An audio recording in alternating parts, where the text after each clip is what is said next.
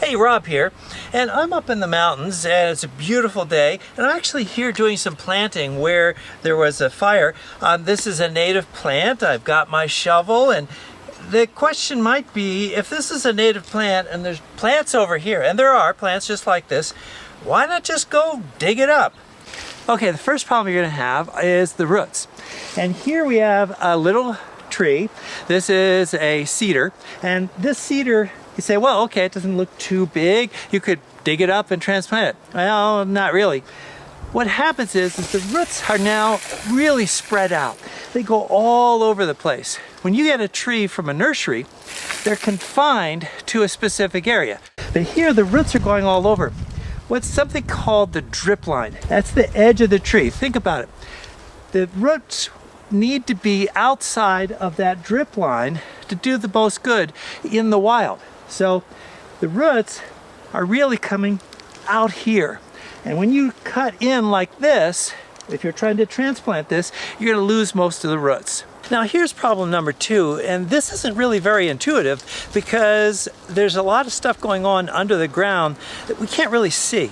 There's a lot of other trees and bushes around here, and it's going to be really difficult to move them because of something called mycorrhizae.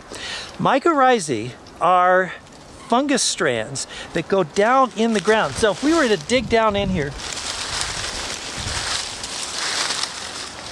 in that dirt, we're going to find these strands of fungus, and that fungus attaches to the roots of the plants. And sometimes some of these plants are really highly dependent on very specific fungus.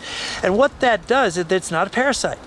But what it does is that these mycorrhizae actually are better able to get moisture and nutrients from the ground for the plant. That's a pretty cool relationship.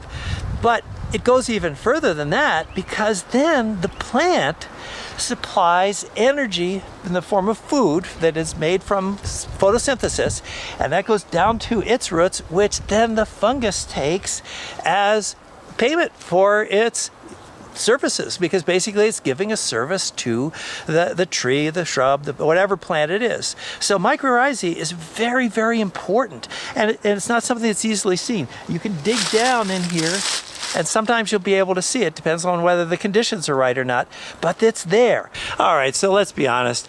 It's not a problem for the tree or shrub or whatever, mycorrhizae, drip line, and roots. It's just a problem if we wanted to transplant those things out of their natural environment. You see, a place like this, there's all kinds of interreactions, interrelationships in the ground that we don't always think about, and yet they're extremely important for how a plant is adapted to their environment.